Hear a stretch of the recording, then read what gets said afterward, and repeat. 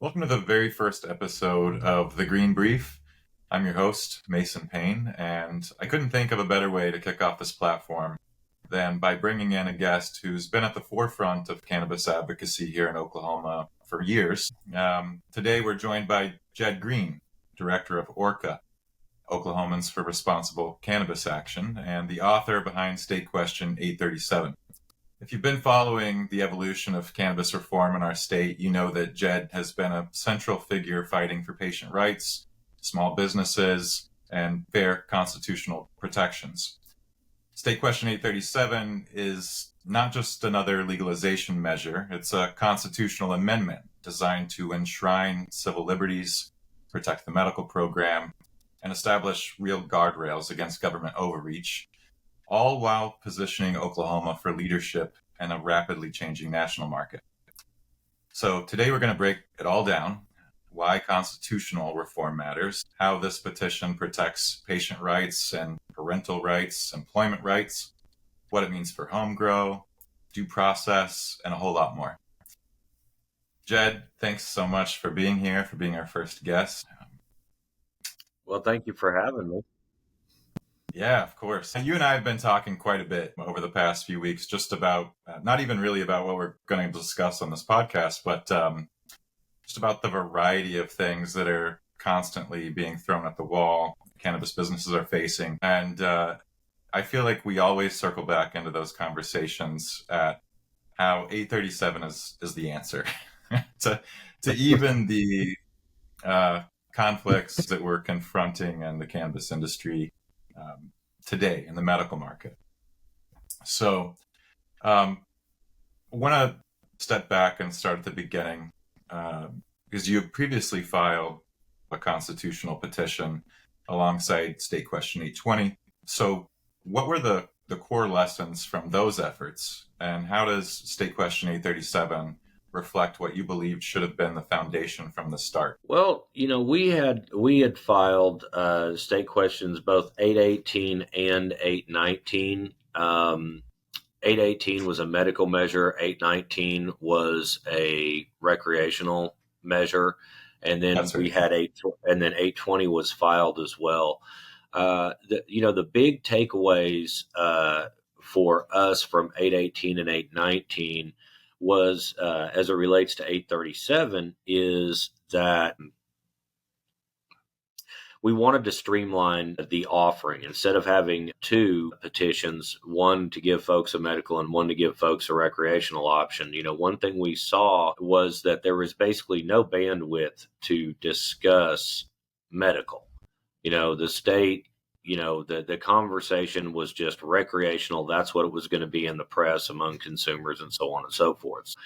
What we did with 837 was we streamlined things, and we basically just immediately adopted medical protections into a recreational measure. And we also, given the results of work with lawmakers the last few years, we were able to greatly streamline what was in there and really simplify the overall measure. So those were important things to do. I think for a lot of folks involved, the conflict created by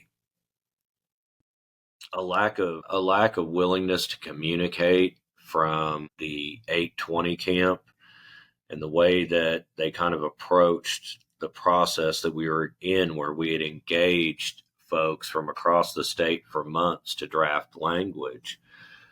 The issue was that we had reached out to those folks, known them for a long time, and they really didn't want to participate in what we were doing with the 818 and 819, and we filed that, and a couple of months later they came in and filed 820. So it being a statutory measure, ours being constitutional, I mean, the writing was on the wall. There's no way that 820 would be the actual prevailing law if 818 and 819 passed. So, I mean, there was some, regrettable conflict there. I know that we were on the right side of things. The good news is that we've been able to circle back after time, and reach out and talk with some of the folks that were supporting 820. Some of those folks, unfortunately, are no longer with us, but some are, and we've been able to have some conversations early, and I think we're on the same page with what's going on here. So it's a big project. It takes everyone rowing in the right direction. We think we've really streamlined what the offering is. We know it's a really solid measure. So that's kind of my take on that. Very good. Yeah. So that brought up something, what you were discussing earlier is just the constitutional amendment versus the statutory petition. Why is it important for Oklahoma to pass this kind of reform at the constitutional level? Well, it's pretty simple, really. Right now, our medical program is a statutory privilege. It is something that can be modified in any way, shape, or form by lawmakers, and that is a year in, year out discussion. And what we saw early in the program was kind of a focus on regulating businesses. And as they have overdone that the last few years, we see evidence that they're starting to move towards, restricting patient access very subtly, not overnight, but over time, suppressing medical access. And so the difference is that state SQ 837 being a constitutional amendment, what that does is it grants us not a privilege, but a constitutional right. And so what we do with 837 in most part is to address individual rights, freedoms, and access to cannabis. We also do address implementation and business licensure structure to remove a two-master system that we have over time. But fundamentally, that area, we still leave lawmakers a lot of room to adapt to the program or adapt the program over time as far as the industry goes.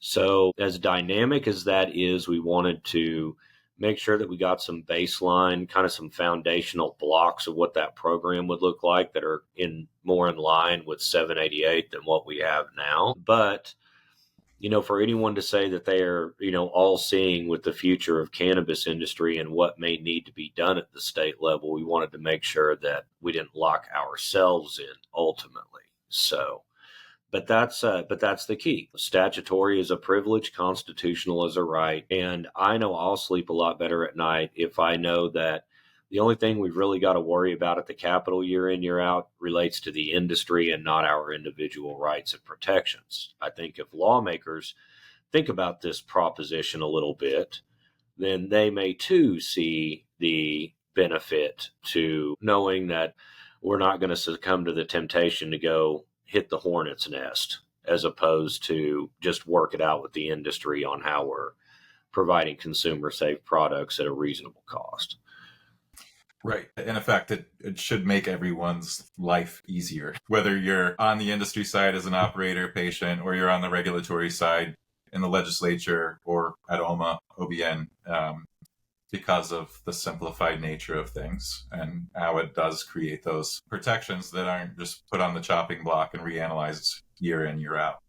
Right. The number of committee discussions and such we're going to save ourselves. It's talk about government efficiency. Let's get the dumb shit off the table.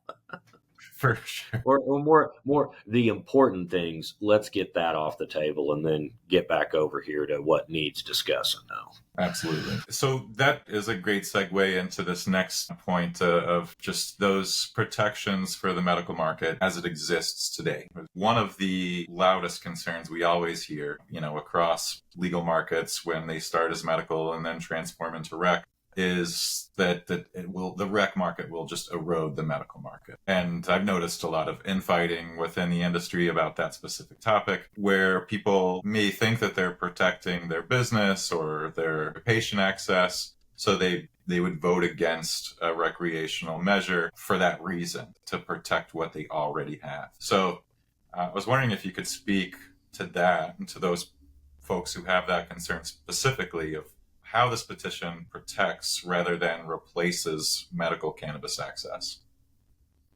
Yeah, definitely. And that's that's a huge thing for us as, proponents, campaigners for 788, folks that stick around and defend it and defends patient access. I mean, one of the first rules of politics is do no harm in what you're trying to do. And so, this kind of, it flops back a little bit. We'd had a similar system in 818 and 819, but we were able to streamline it once again. The big issue that I think a lot of folks in the industry had with 820 was that, like other states, it created a duplicate license system. You would have a license for medical and a license for recreational.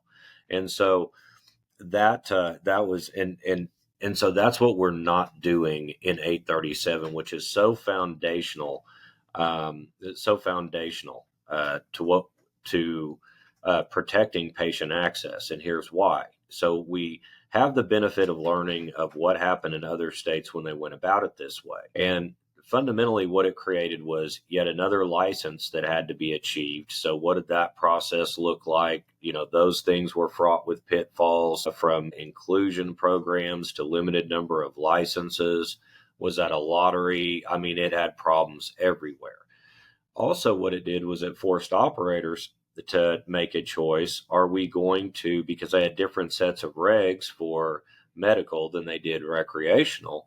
And so it forced operators to have to make a decision. Are we going to grow product for the recreational side of the market, or are we going to grow product for the medical side of the market? And so most operators saying, okay, well, the greater market is going to be recreational because anyone can get it. If patients really want it, they can just go over there and get it. They, in essence, dried up access to product over on the medical side. So we talked a lot about this with everyone when we wrote original language.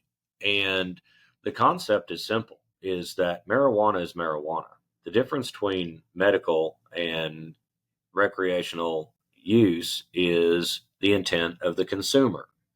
Why are you consuming this? To, cure your cancer, or just because you want to go fishing and, smoke a joint?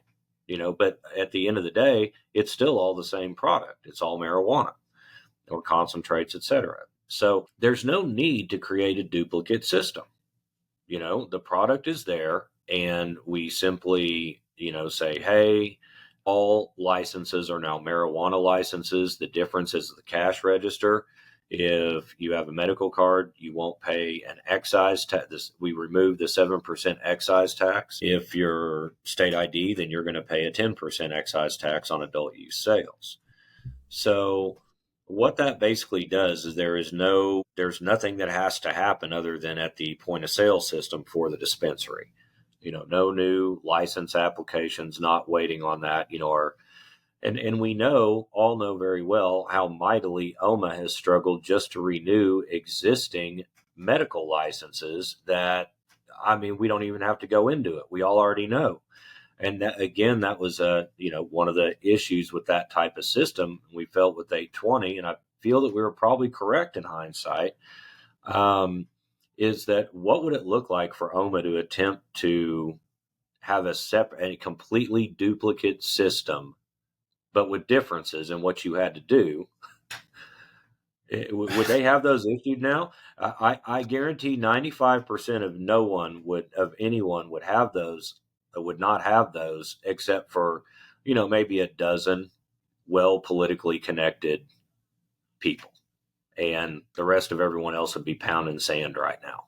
So, we've got that. That's what we wanted to do. We also make it abundantly clear that all THC sales occur in licensed dispensaries as opposed to gas stations and on the internet where they happen now. So it's a needed consumer safety measure as well. Yeah, just that's another really great point, because that does absolutely affect medical patient numbers, where medical patients go to access cannabis, and it's kind of could be a wild card. Absolutely. Um, so talking more about that, about how this just makes it easy to kind of flip the switch, turn it on. Another thing I noticed is the possession limits in State Question 837 mirror those in the existing medical program. And so that kind of stands out to me as one, a way to protect patients from any infringement on their possession and home grow rights, like we're actively sort of seeing those slow goalpost moving efforts from the legislature, if not here at home, then definitely in other states. So the State Question 837 basically says that those limits can only be increased, and that would be constitutionally set in stone what we currently have. And two, you're not asking regulators to approve anything that they haven't already agreed to and approved and historically practiced. So, I know that was an intentional strategy based upon what you've discussed already to reduce confusion, regulatory burden. And I think, like you're saying, putting them, basically consolidating the end goal of 818 and 819 into one bill makes it all the more clear what the original intention was here. Do you want to speak any more to that intention to reduce burden from these regulators, from the legislature? Yeah, I mean, here's what it really comes down to.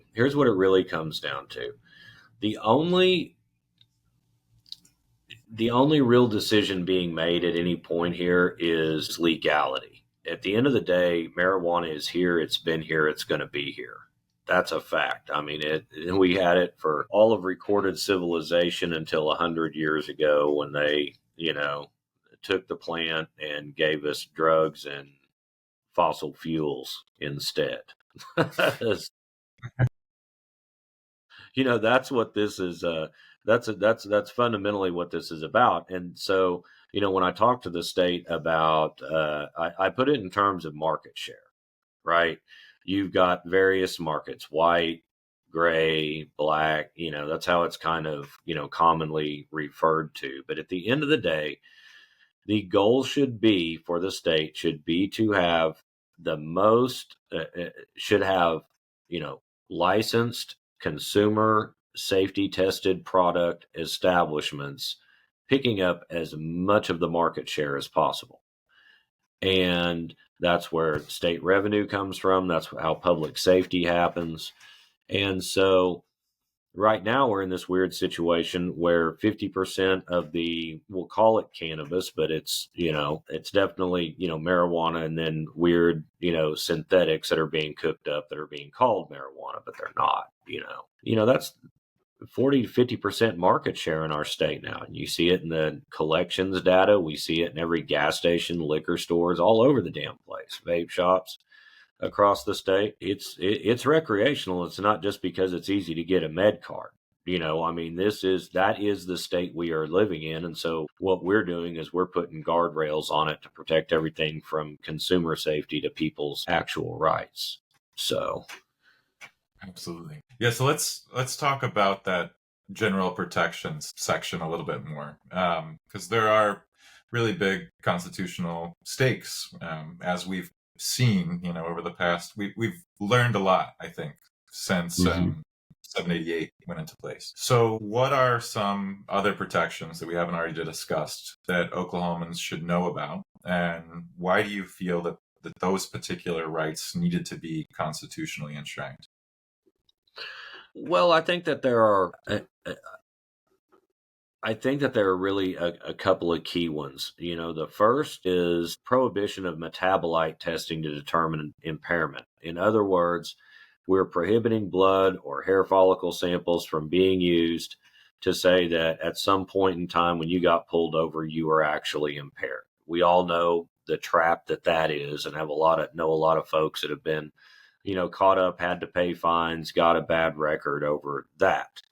And so that also kind of extends over into employment zone. But what we want to note out on the public safety side of this, because, no one wants people driving down the street or operating heavy equipment that are all dabbed out and can't even keep their eyes open. Right? None of us want that. What we do make sure, and, is, outside of metabolite testing, what's available are cognitive kinetic testing, field sobriety, as it's called by law enforcement, but OSHA has standards for that for employers as well. Additionally, the since prior times, just in the last couple of years, the National Transportation Safety Board has come up with a saliva test to determine active THC, and are recommending it for use as opposed to as a way for them to get away from metabolite testing tests, which given the lack of help that they've got in the trucking industry, I mean, something's got to give. And that's when common sense can finally kind of start to kick in. So we also, we do allow testing in case there's a workplace accident. And part of what that ties into is when we're doing this, we have to, just like balancing individual rights and public safety, we have to balance employee rights and employer rights. And so there's a balance in there. And where it really comes to bear is that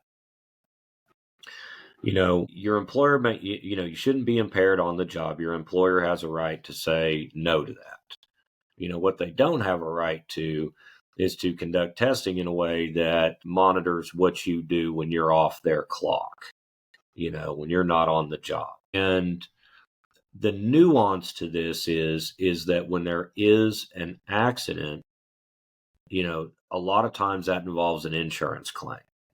And so, insurance is going to want to know, were there drugs present, so on and so forth. And so a lot of times, they could do kinetic, they could potentially detect for active THC in saliva if they had the tests available. But the problem here is that if we go into this and say, okay, insurance companies are prohibited from using metabolite testing, now we're starting to get down a real slippery slope here with what we're doing to impede on actual employer rights and protections. And so, you've got that balance there where we would, allowed employers and insurance companies to do that. The one thing that really underpins this that folks all need to recognize in Oklahoma is that it was a state question that made Oklahoma what's known as a right to work state. What that simply means in labor law is the employer has the right to fire you with no cause. You can go into work and you can be terminated and they don't have to give you a reason. That's it. So, we want to make sure that we're kind of lining things out for responsible employer-employee relationships. We always have to keep in mind here that if your employer objects to your cannabis use, they can fire you and they don't have to tell you that's why they fired you. So right. It's kind of a balancing act. Pick your battles. We go where we need to go for responsible folks, but we stop short of picking an open war with the State Chamber of Commerce.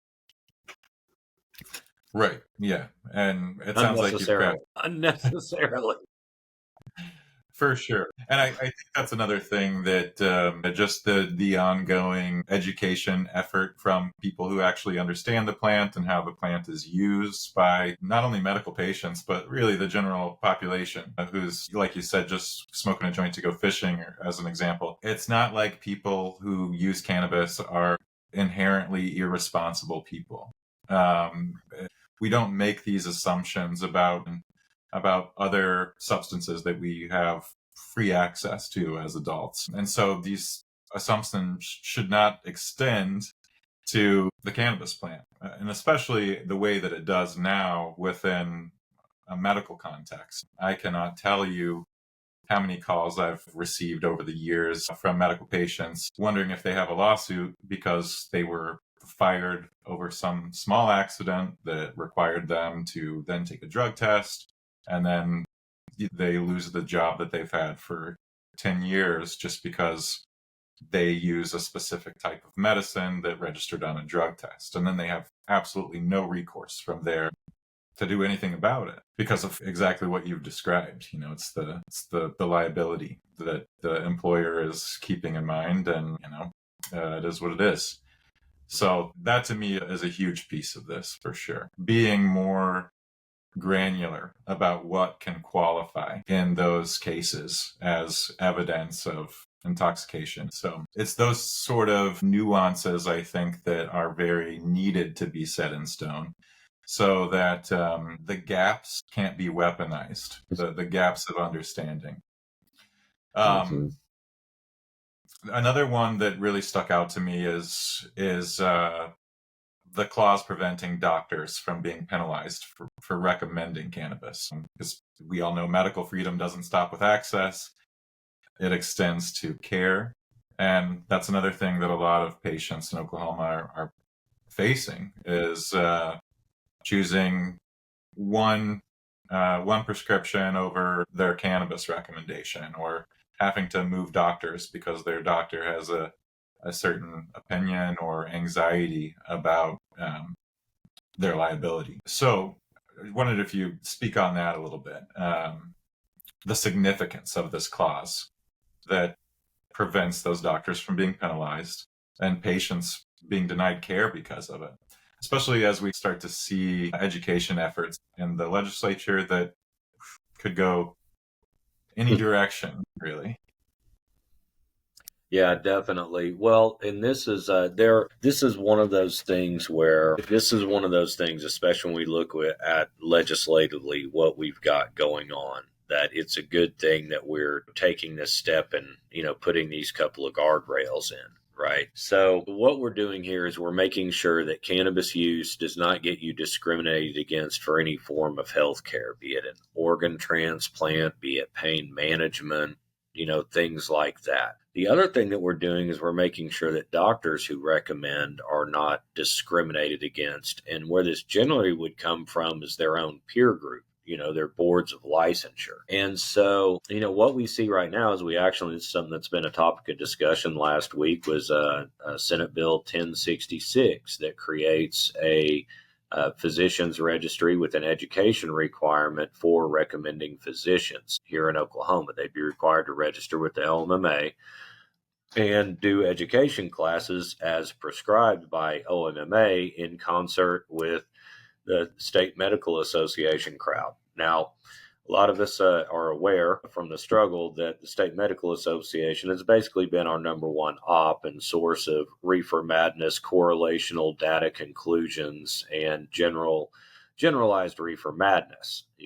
The reason is clear. I mean, this is big pharma, the folks that represent them, their agents, their drug dealers in the field who are probably mildly upset that when we passed State Question 788, we took about a $750 million annual bite out of their pocketbook simply by reducing the amount of opioids that folks are having to take. So we're a $1 billion problem for those guys. Okay. And so to that end, we see this requirement. Now, a lot of us know and a lot of us participate in real deal research on how cannabis helps, not the focus on how cannabis harms you, which again, given that it's never killed anyone, which can't be said for alcohol, which if we survived the ending of prohibition on alcohol, we'll survive the ending of the prohibition on cannabis. So, that's our concern is that, and we're going to be on this. I mean, everyone knows, outside of the state question, we stay on it. And so that's what we're waiting to see here on 1066 when it's ultimately passed and signed into law is that what do these education courses look like? So let's say that OSMA and OMMA come out and they've got some real reefer madness shit that they put in together and, are recommending physicians that even though they know it's bullshit, got to sit through it for a couple hours to be able to recommend. Well, with this protection in place, they could question authority and not, be denied licensure or otherwise persecuted. So our cannabis-friendly physicians who are in this world, this would give them greater standing to influence that conversation in the darkest halls of those who oppose us.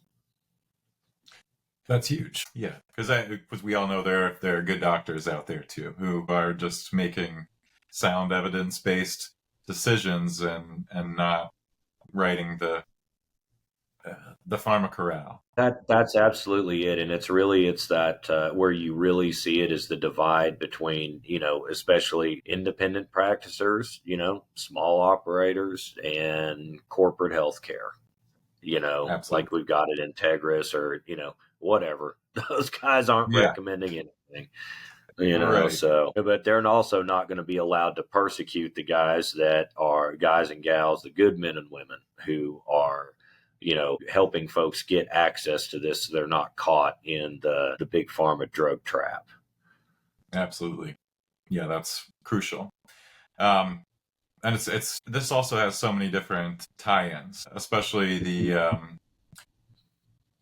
the education piece and how that could exacerbate existing problems for certain populations of patients that we're already seeing. One of those populations I want to talk directly about because it's one of my biggest irks right now with enforcement in the state, and that's the prosecution of pregnant women, pregnant patients. Oklahoma is the only state where women have been criminally charged for using medical marijuana during pregnancy, even with a valid medical card. Now, there were a couple articles that were published last year. Pregnancy Justice and The Frontier reported that Oklahoma had the second highest number of pregnancy-related prosecutions in the nation in the year following the Roe v. Wade. And this year we saw bills that luckily have gone dormant that would have made cannabis use by pregnant women grounds for felony neglect, even if they're licensed medical patients. I see this as a human rights crisis. So I want to talk about this specific issue. How does State Question 837 directly intervene to protect pregnant women and parents from this kind of demonization and criminalization? Yeah, again, this is a current statutory privilege versus constitutional right. I can't tell you how important this is to me personally, and so many people I know. Any government, anyone that believes that the greater risk to a family is someone smoking a joint as opposed to the family being ripped apart is, pardon my French, a fucked up individual. So, and to have that institutionalized is even worse. And so, the good news is that post passage of 788, we were able to get statutory protection for families, for mothers and their children. Unfortunately, we've got a couple of activist DAs here in the state that didn't think that state law applied. And so in their local jurisdictions, within their, little power circles of their local network, they were able to get through district court an agreeing decision from a judge. Now, mind you, all in the meantime, we've got a family torn up here. And under this stress of persecution of the state, and what was glorious was that when this then did go to appellate court, the appellate court bluntly shut down this and future prosecution by pointing out very directly that there are protections in place for medical marijuana card holders, and that if the district attorney didn't like it, to go to the legislature and get the law changed. Because until that happened, this protection was in place. So, we saw that, but again, that is statutory. And we saw where, guys, they're not going to stop. It may be slow, it may be subtle, but what we do with 837 is, again, we make this we have a constitutional protection, a constitutional right not to be persecuted for this fuckery. And so that's the importance of getting that done. And again, it goes back to what we were talking about earlier. There's so much of this that I think everyone, us and lawmakers included, would be better off if this just wasn't on the table for them to consider anymore. Right. I completely agree.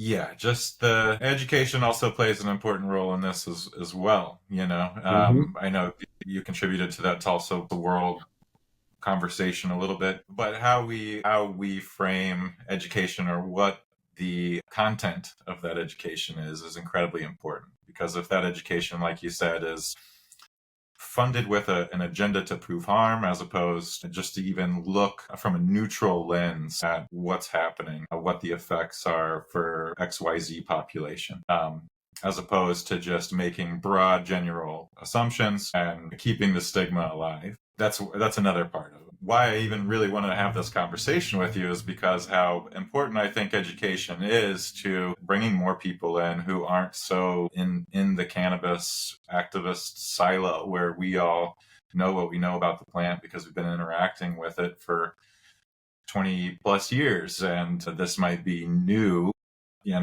less than 10 years. 788 could have been the very first exposure for many people in this state to any of these ideas. And so I think the way that we approach these conversations is incredibly important. It's not like we're advocating for the stereotypical projection of a pregnant woman going out and partying and smoking weed and, whatever. This is like we're going back to the beginning of our conversation.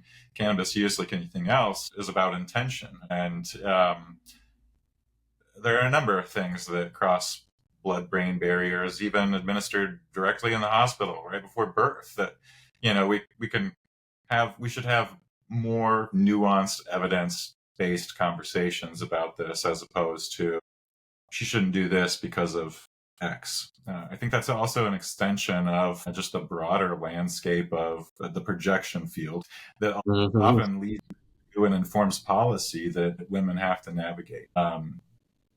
And yeah, I appreciate that being really set in stone, because that Supreme Court ruling on this was great. But like you said, they turned around the very next year and they did submit that legislation to Mm-hmm. get rid of that protection.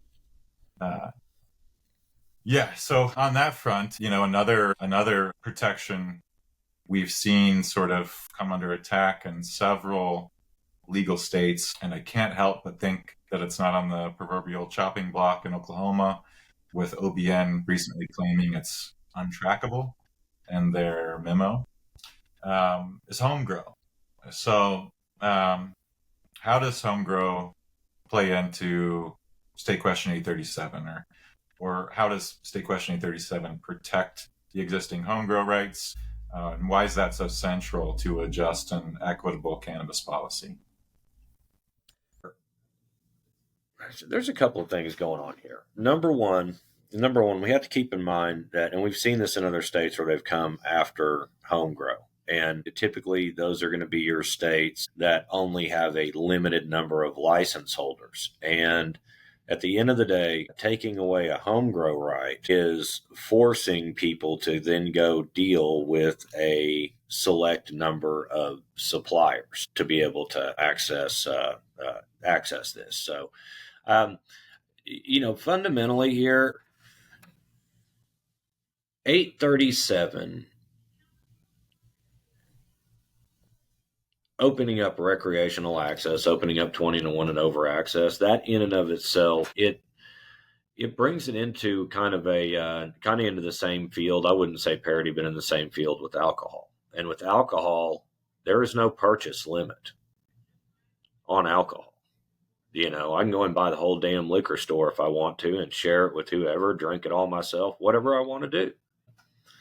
So the thing is with home grow is that, again, this is simply just a God-given plant that anyone can grow, and it's not as easy as some folks think. Not everyone's got a green thumb.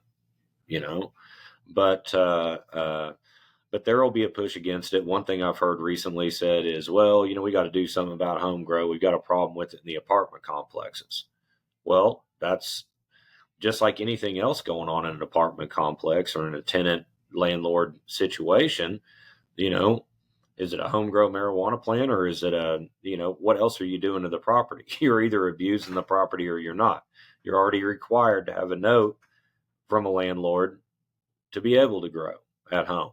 I doubt apartment complexes are getting it at or doing that. So all it does is just become, bad tenant behavior, which could be any range of things that folks are already bad tenants for and can get evicted for.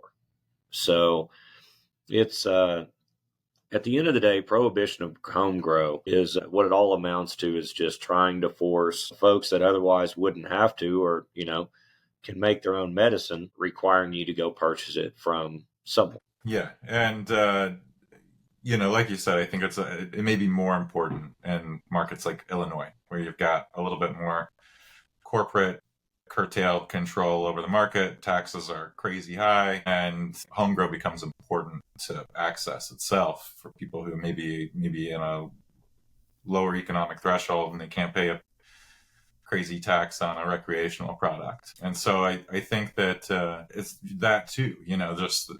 This is also another aspect of access.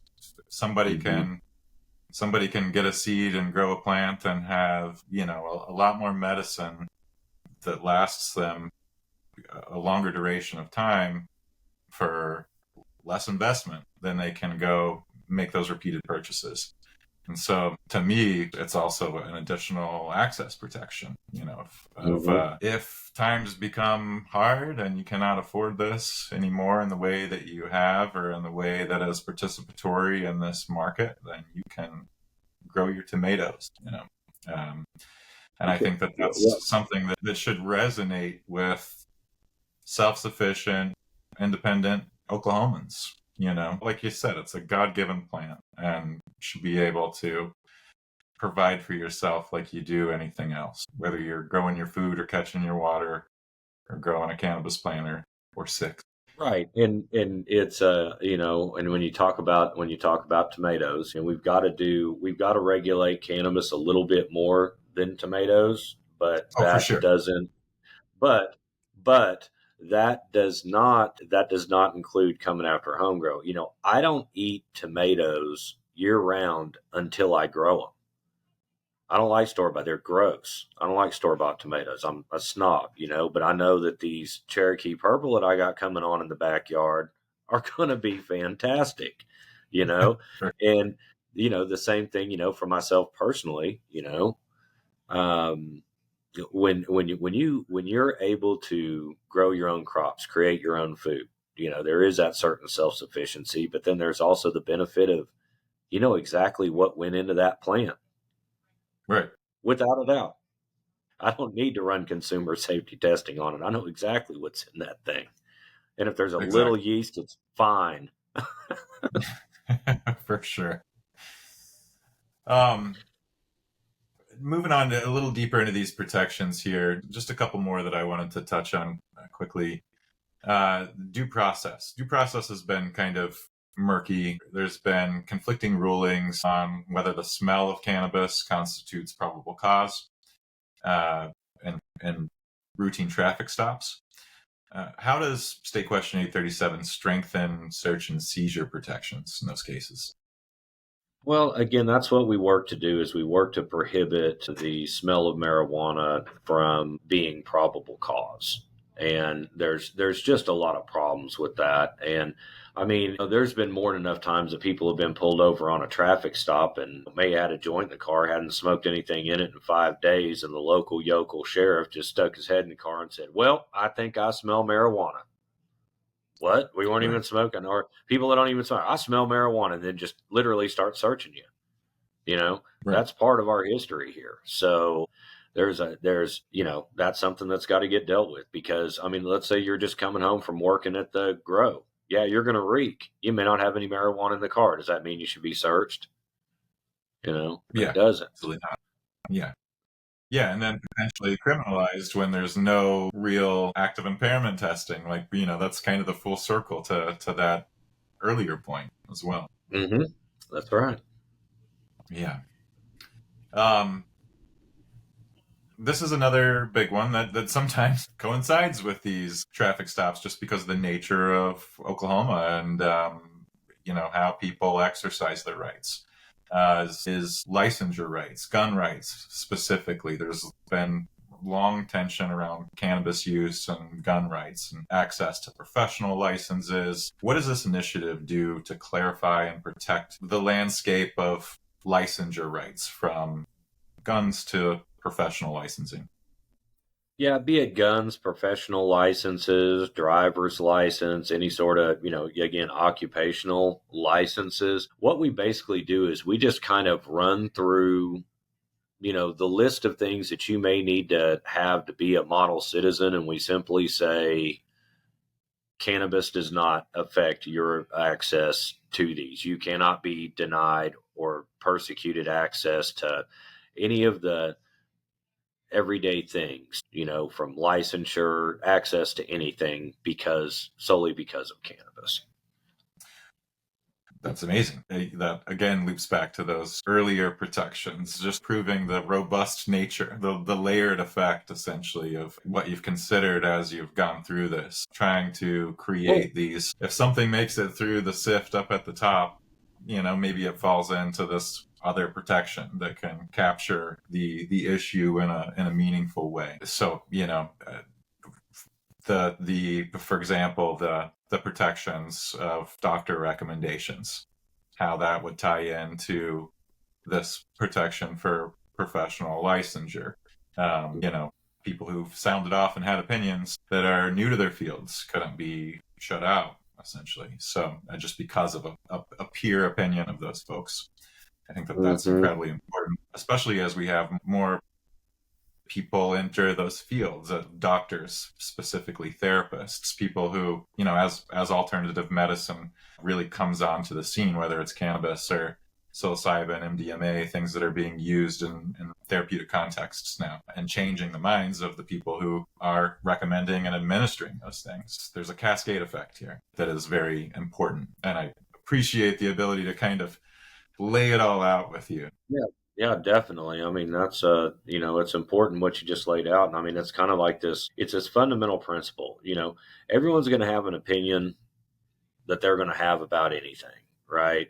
But what we're doing here is we are taking the stigma and throwing it through the wood chipper when it comes to legal basis for persecution in any way, shape, or form. I mean, you can't change the fact that some prospective employer just hates weed, or that, the five folks, the higher ups, the higher powers at your local medical association hate weed, but now they have zero legal basis to persecute you for their shit opinion. So, I mean, that's for sure. And then fundamentally, when you look at what the knock-on effects are, from being pulled over, from having, kids taken, so on and so forth. I mean, we're going after the root of the problem across the board. We just, yank this thing out by the root. And it's really important, that's one of the things that in our processes with 818 and 819. In 819, we had some retroactive justice reforms to kind of clean up some of the rotten fruit of this. And those were actually severed by the Supreme Court. They told us we were on too many topics with the way they did it. It was interesting that they left 820s intact under the same challenge, but I digress. The point is this, is that, for ourselves now, sometimes you can't always make things that happened in the past disappear. But moving forward for ourselves and for our children, we want the root of this out of there. And that's what we're doing with it. And that's where it's transformational. It really is. Absolutely. Yeah, it lays a new foundation in a state that has historically been horrible for cannabis criminalization, one of the worst in the country. So we've already seen a massive shift. And I think that this really sets the foundation for the future. Absolutely. Let's talk money a little bit, because I think that is what piques the interest to the powers that be with these types of efforts. What's the proposed retail tax rate for adult use? You touched on this a little bit earlier, but I know there's a timeline for maybe how it's implemented. So what happens to existing medical marijuana tax rates under State Question 837 as well? Can you describe that landscape for us? Yeah, so what we do here is we remove the 7% excise tax on medical marijuana sales and we impose a 10% excise tax on retail recreational marijuana sales. Now, both the local and state sales tax that is in effect in your county or your municipality, that stays in effect. But this should cut the overall tax rate for medical in half, generally speaking. Right now, Oklahoma functionally has the third highest tax rate on medical marijuana in the nation. And so by chopping this 7% out, it gets us kind of more into that overall 8% range that we see kind of with the majority of states. I mean, you've got some folks that are up there. I think Washington State's at 37% or some shit like that. But anyway, so what that does is that knocks that down there. Again, just like implementation at the 60-day mark from passage, that's when this kicks in. So with that 10% excise tax, one thing that we also do, and this is something that, I've been able to follow it fairly well. It's kind of nuanced, but a big question is where'd the money go from the 788 tax? It was supposed to be for education and mental health. And I mean, I can say that a number of those dollars have found their way that direction through the Redbud Fund or grants to OSDH. But, of course, the premise was that first, license fees, taxes covers the cost of enforcement, and then the excess goes to education and mental health.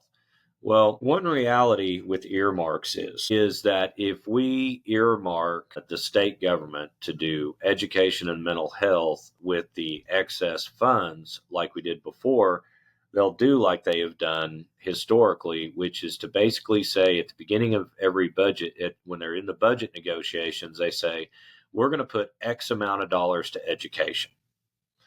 And we have 5 or 6 different pots, including a massive pile of federal funds that we use to fund this operation.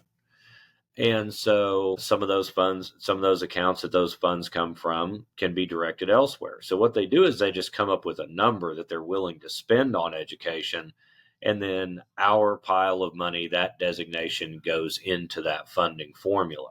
So what we are not accomplishing is any additional funding for education or mental health substance abuse. It's just all kind of lumped in there. And so what we've done here is we have decided to change this up a little bit. So first thing we do is we now take that 10%, all licensing revenues goes to the state. We did adjust that back to the 788 original totals, eliminating the tiered licensing debacle of 2179. So we do revert those fees back down to earth. And I'll talk about the broader scheme of what we're doing here in just a second. But the 10%, what that does is that divides up 40, 30, 30 between state, county, and municipal governments. So the state can do whatever they need to with their 40%, okay?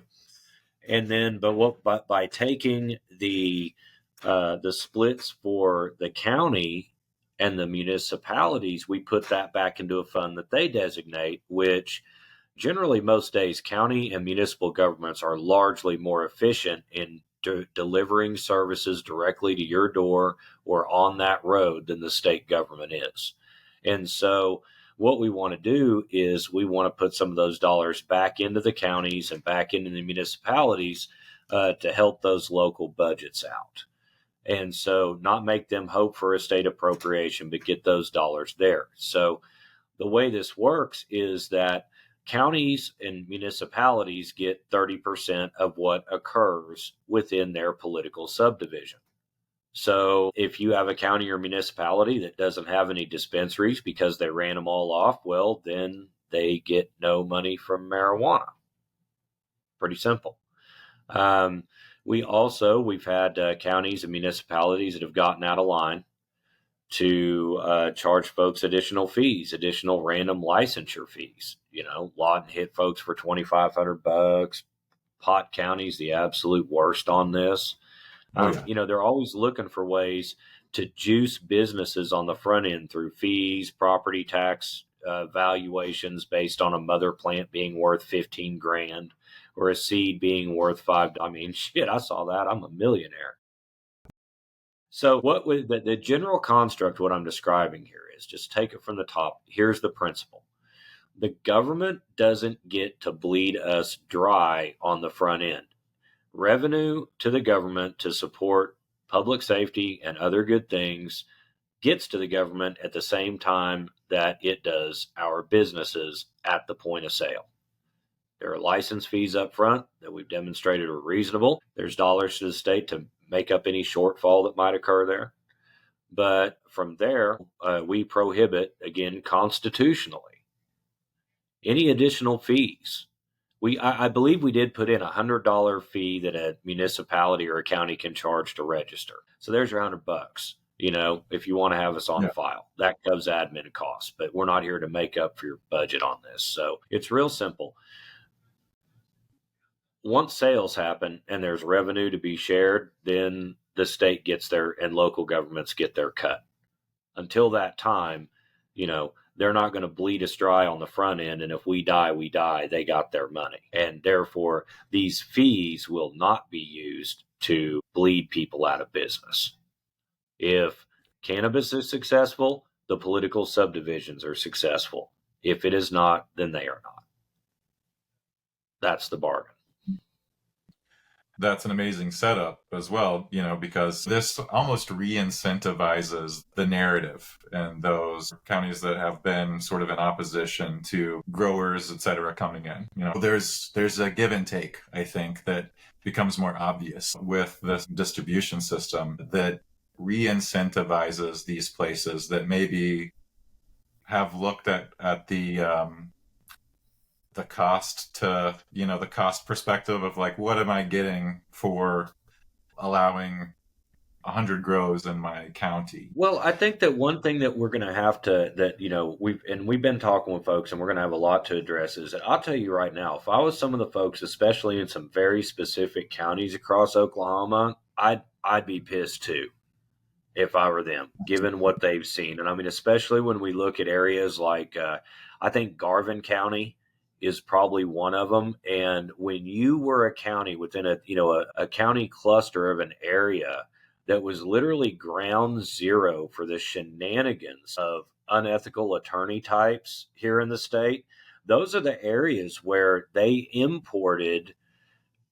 outsiders en masse to those areas, and I mean, so I get it, but I mean, that's the conversation that, we're having with folks across the state now is like, hey, number one, don't lay that on our state question. We all know damn well how that happened. Now, moving forward, here's what we're doing. And we're even trying to work with some of those folks to help clean some of that crap up, So, I mean, we can't, I don't want to, when we're talking with folks in rural Oklahoma that have been affected by this, I don't want to minimize what their concern is, but, that's how we're looking to address it. Now, that being said, being fair here as well is to say that there are definitely some folks that, the perception is greater than the reality out there, and that has really been driven by a lot of the media narrative out there that we've seen the last, and we're even seeing recently. So, it just kind of brings up a case in point where, be it the HID to report, other, supply and demand study, things that are just basically presented as being fact that are, anything but, they're fallacy. Yeah. We're gonna have to keep on those conversations and, keep talking about that with folks and, let them know that there's, for example, there's not an oversupply. There's an undersupply that's being filled in by and a quasi market that's being filled in by imported, hemp derivatives and all that type of stuff. So Yeah, there's some for sure. complexity to it.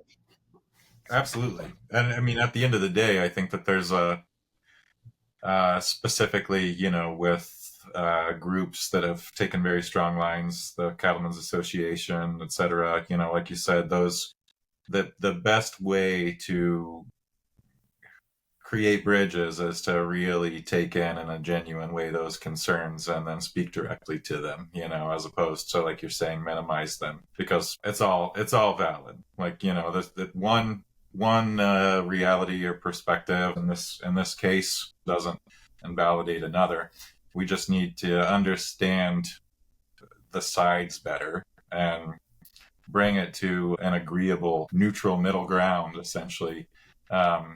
At the end of the day, it's agriculture. So it's like, if this is a way that many states with many different commodities, with hops and tobacco, how they infused rural communities with cash that transformed those communities via these post-prohibition commodities, that they have their own shadows and whatnot as well, but it was accepted as sort of an economic launching point that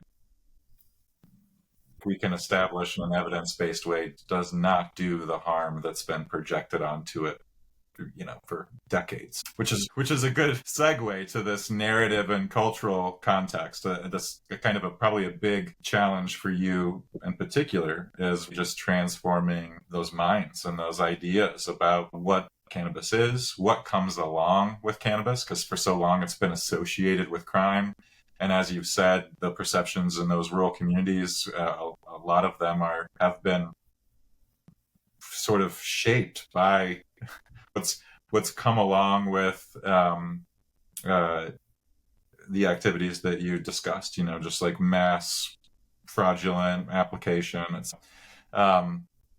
So there is some truth there. But I think that expansion of criminality onto the cannabis plant as a whole, the cannabis industry as a whole, et cetera, if we do XYZ to legalize or increase access, XYZ is going to happen to our kids and our communities, et cetera, which we all know from looking at other states that legalized years ago is not true in an evidence-based way. That to me is like the elephant in the room. Now, the people who are on board, and we're, it's not going to like convince us anymore to vote yes for cannabis. But it's the reefer madness propaganda, the people who have been sort of informed about cannabis through that historically, and who also have these personal touch points, reference points now that they're using to solidify that position. So we know the scare ads are coming eventually. What's your message to those voters specifically who are about to be bombarded with those what about the kids and the crime wave arguments and the noxious odor and all those things that are sort of used, weaponized to discredit the legitimacy of a legal market? Well, that's definitely a concern. Although, I'm encouraged to see that when local media runs those reports, that there is almost universal rejection of reefer madness claims. I mean, our Bureau of Narcotics has really damaged their own credibility in a lot of ways with that recently. Langford never had credibility, but that's what they'll say. But until the state actually gets off their ass and does something, we are actually doing more to advance protection of vulnerable people from the perceived harms of marijuana by requiring that all THC be sold in gas stations. They can't seem to enforce that. So this is a responsible measure that is geared to is geared to get in that direction. Now, again, that's what they're going to hit us with. And when it comes down to it, when it comes down to it, whatever is said against us, which we've seen it said a couple of times, we know it'll get said again. They're just going to run off of poll testing, and they're just going to say whatever in the hell. I mean, on 788, they said if we passed that colleges, people would have 10 pounds of marijuana and they'd be growing 10 plants in their dorm room or some shit like that. It was just, they discredited themselves. Oklahomans are smarter than that. The real question just comes down to, is this, for most Oklahomans, is this a reasonable proposal? Is it going to create a whole new, is it going to create a flood of licenses 2.0, which it's not. And otherwise, I mean, our point to them is like, well, I mean, again, the marijuana's here, it's been here, it's going to be here. So we're already there. Let's clean this up a little bit. And I think one of the biggest things for us in this is that if we're able to just basically settle for good and all that we're going to have access to this plant in Oklahoma, at that point, I think it will allow state leaders to focus a lot more on, well, okay, this is here. We're not getting rid of it. Let's start looking at opportunities. It will also create a sound enough regulatory base for businesses that they will be able to, with more certainty, start making those opportunities happen, whether there's assistance from the state or interest from the state or not. Absolutely. Yeah. I think I think that there's a misconception about access increasing risk for certain populations, especially like minor populations. We That's all know, the thing, growing isn't up it? In Oklahoma, we're already there. We've been there. We all know, growing up in Oklahoma, you could have your gas station clerk who would sell you the 6-pack when you were an 18-year-old, and that was just the spot that you went, even though you weren't old enough to get that product. And there are regulatory guardrails set up in dispensaries for that specific thing. And that's another point I feel like can be driven home. And I appreciate your harping on that so much, because it's important of where the focus is. Where you have the AG just post about cutting the amount of legally licensed operators in half yesterday, when we still have this sort of gray market that you could go into and potentially just shoot your shot. I'll give it a try as a 17-year-old, go in and buy my pre-roll, see how it goes. If it doesn't, the worst that happens is I'm told no, and I go try another gas station. Yeah, good job. Good job, Attorney General, of focusing on getting rid of the guys that are trying to do it right and ignoring this. Yeah, that was so bad. Sorry, that was just so bad. Yeah, and I saw your comment on that post, and I appreciated the mention of the shelf licensing of people who, thousands of those licenses were just extra licenses that licensees bought to position themselves perhaps to be able to expand their business operations in the future, in a time where they wouldn't be able to buy the licenses needed to do that. Well, and hopefully General Drummond got the message that wasn't the flex that he thought it was. I'm constantly hazing him and Bureau of Narcotics over the gas station weed issue. And I mean, that one right there, you want to talk about watching a post light up, and 99%, yeah, you're wrong for that. Right. And it was just such a bold, as if it was so bad. That was really, really ill-advised post. Yeah. One thing I will say I've noticed about A.G. Drummond is he is very aligned with constitutional rights and protections, and he's taken lines that have been surprising, for lack of a better word, in that regard. So 837, full circle again, being if it was a constitutional protection for this potential future governor to digest in that way what we know about how Drummond approaches constitutional rights and protections is a very good thing. I would think Yeah. even with how it conflicts with his general position on cannabis as it exists today, I think I've witnessed a general respect for those enshrined protections from his actions that alone perhaps could transform the approach. I would be hopeful for that at Well, least. and I think that and in my opinion, I mean, right now, my number one problem with General Drummond's performance is simply the gas station weed stuff. Outside of that, I'm seeing kind of the same things that you are, and I mean, again, that's uh, uh, I think and I know that there is a lot. I mean, again, think about the folks that we talked about who, have got a legitimate concern about what they saw out in rural Oklahoma. I mean, again, the man's running for governor. He's targeting, where a base vote is. And I think a lot of those folks, that are likely primary voters, that's where you've got a real intensity and a concentration of folks that do have concerns and that might look at what his post was and think like, oh, great job. But I mean, Right.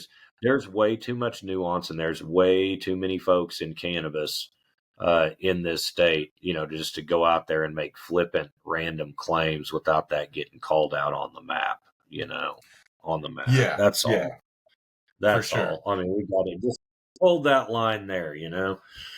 Absolutely. And I appreciate so much the tact that I'm starting to see more.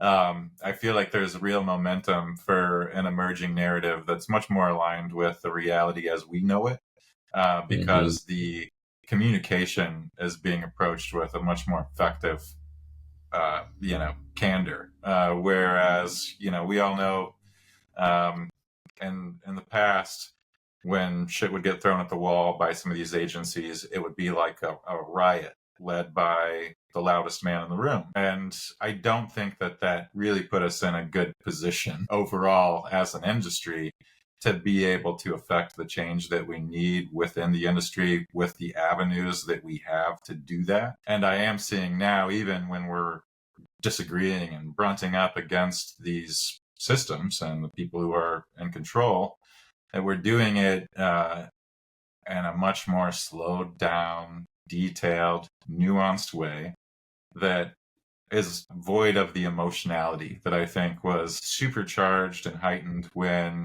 the rug was being pulled out from everyone. Like, understandably, people were losing their livelihoods in mass.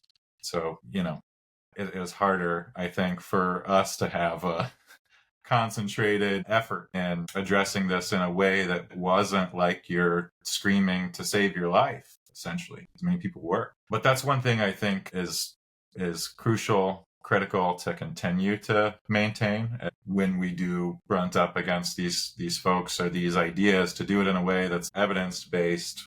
This is the actual nature of things. This is how we got to this place, as opposed to like full on lambasting, othering, and name calling, the type of just crazy scene making that's happened in the past. And I feel like that's really happened organically over the past at least year. I've kind of been seeing this build up to 837, where a lot more people are aligned. Obviously, we're all facing similar things, even from Geist Law Firm's perspective.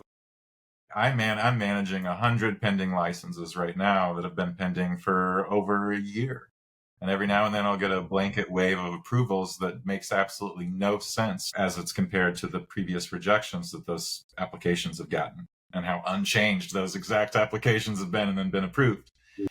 Um, but now I'm even at a point from that internal perspective, I'm finding a much more openness to direct engagement from OMA, from OBN, and that's definitely causing me to walk a little bit more gently on this path that we're trying to pave. Push hard when we need to push hard, and pick our battles essentially, and choose our words wisely, because getting those people who aren't on our side, we're almost going to have to change their minds about what type of people are in the cannabis industry uh, and, ground it all. It's not like this isn't like a cattle call for all the nation's criminals to come in and buy legal weed and do crime. I think the more we can put that message on the ground, the more everyone starts to pay attention that is in positions of power that have historically yielded that power to shrink this market. Yeah, yeah. I think that the key thing for those folks to know, and I think they get it, that have hell admitting it, or that a petition by the people is a good idea. But at the end of the day, everyone gets that what we're doing here with 837 is we're not blowing anything up. We're settling it down.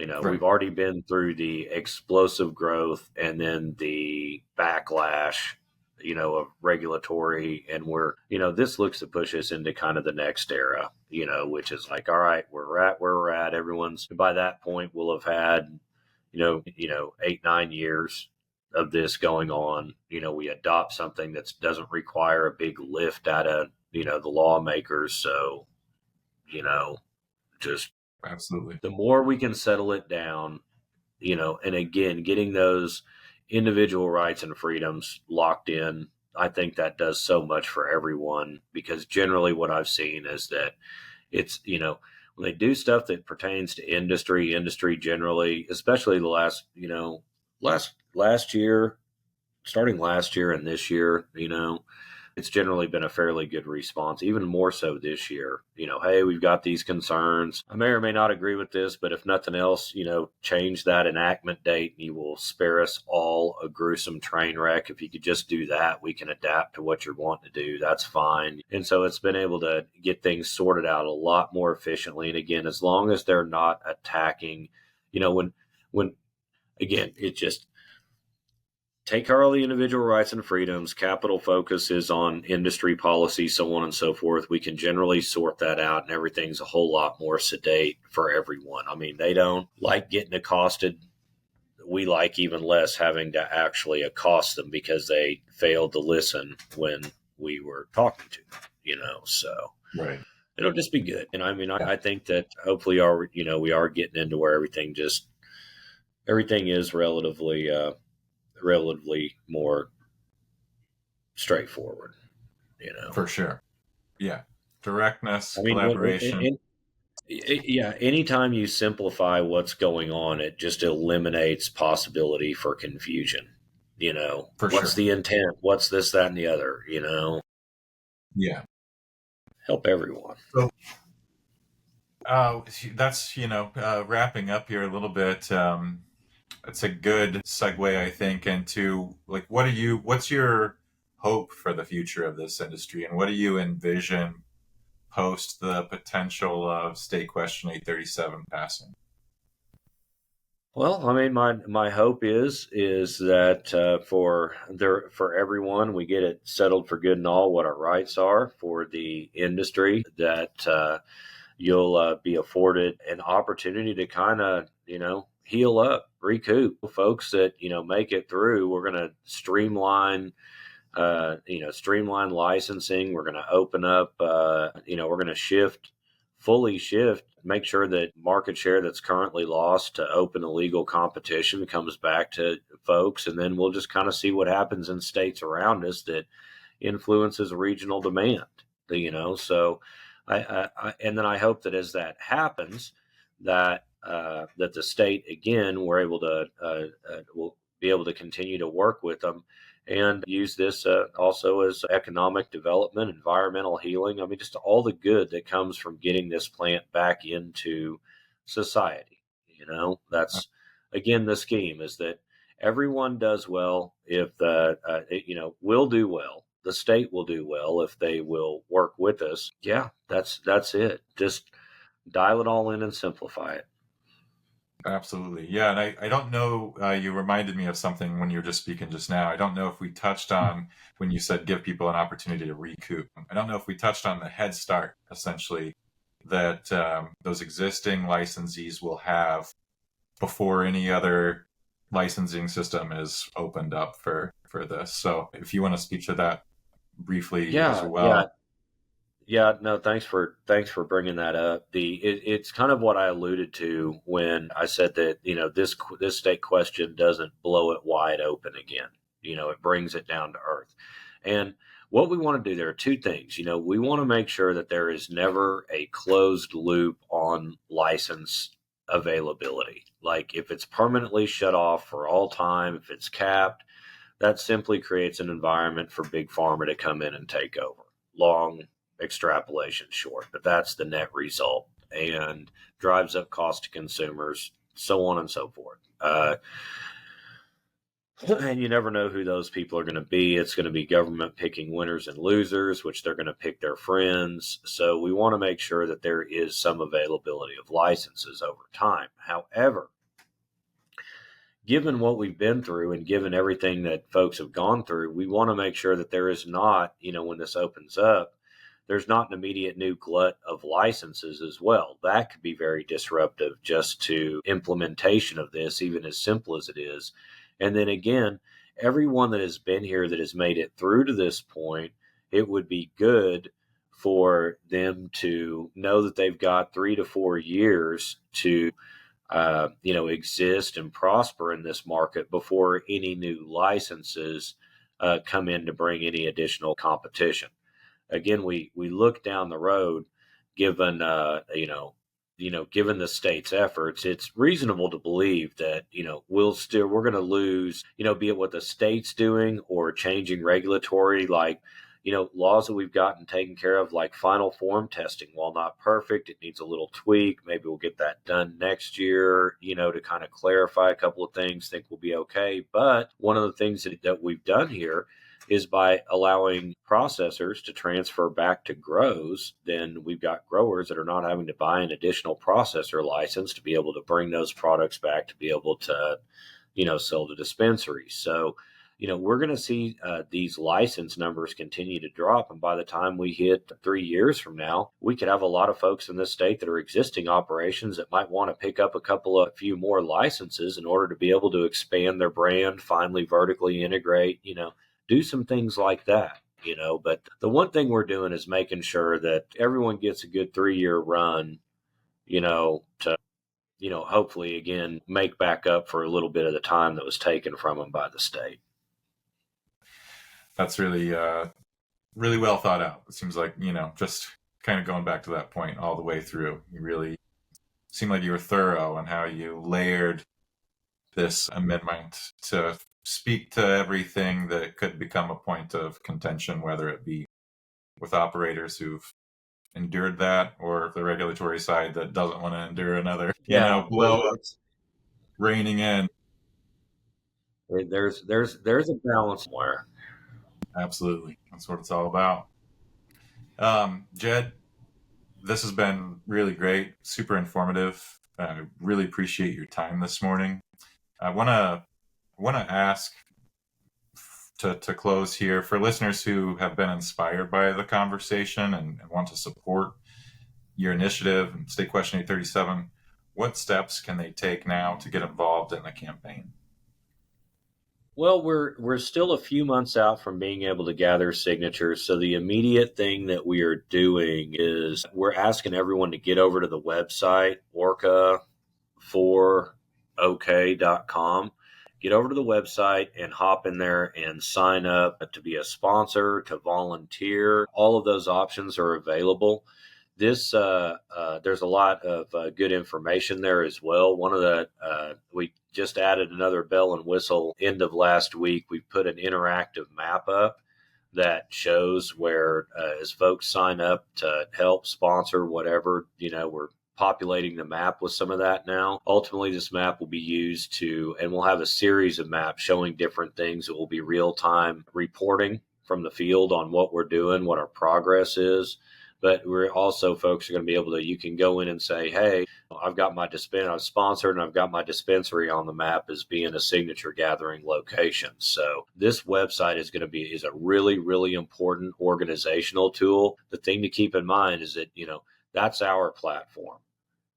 We can put whatever we want to out there, and I'm not getting banned, restricted, us cut off from communication at an inopportune time by a social media platform. So this is, and we're going to continue to add to this. I don't want to get out ahead of myself, but there will be constant updates. This will be likely the best website for a political campaign in Oklahoma, and potentially any state question related to marijuana that's been done. We've got a lot of capacity over there. We're going to build on it. So that's the ask right now, short term. Sign up on the website, that way we can kind of start getting everyone tracked. If you sponsor, we'll be in touch. We'll be in touch regardless. And that's just and then encourage everyone to be registered to vote. Check on their voter registration. The state election board has a voter portal. You can check on yourself, make sure that your registration's up to date. For folks that are not registered to vote, you can now register to vote 100% online without having to do it by paper. So that's a big promo thing for us between now and when we gather signatures. You have to be a registered vote in order to sign and have your signature count. So that's the big push right now, and just help raise awareness, talk it up. Let everyone know what's going on. If folks have got questions, get them back to folks like us that can get them answered. We've got, the time's going to pass quick. And we need to be as prepared as possible and be communicating as much as possible. So help spread the word, get folks to the website, get folks signed up, and we'll go from there. What is that timeline for you? When does signature gathering start? When could this be on the ballot in front of people? What are the potentials there? So the current hard date in the process that we are working off right now is July 7th. July 7th is the date that the 90-day open challenge period for someone who has an issue with the language itself of the petition can file a challenge with the Supreme Court. If we do not have a legal challenge, then within 45 days of that date, we would be allowed to start gathering signatures. What that looks like is, so if we do have a court challenge, those have typically taken 3 to 4 months for a state question, and that would basically push our signature gathering back by that 3 to 4 month time period. So our first hard date, it's a flexible process, if then that type of a deal. But right now, if we do not, what we are preparing for is we have to be prepared and ready to go August 1st to August 15th. If we catch a delay, we catch a delay, but we need to be ready to go in collecting signatures statewide at a clip of about 3,500 a day by that time. So that's kind of where we're at. So July 7th is really the first date that we're really watching, by which we'll know if we've got a challenge or not. If so, that'll adjust the timeline. If not, then we know roughly mid-August is when we're going to start collecting signatures. Beautiful. It'll be here before we know it. Yep. It'll happen quick. Yeah. Well, it sounds like you've got a really good runway foundation built to launch into that portion of getting this off the ground and getting it in front of people. So again, really appreciate you coming on here, first episode of the Green Brief, and sharing more about this petition and why it's so meaningful and the impact it could make in the industry and state. We will include the links for ORCA and ORCA's website, their social media platforms, and the caption below everything we share from this conversation, so it's easily accessible. People can jump out of this conversation and straight into action. So, Jed, awesome. Thanks again for joining me. All right. Well, all right. I appreciate you, Mason. I'll talk to you soon. Sounds good, brother. Take care.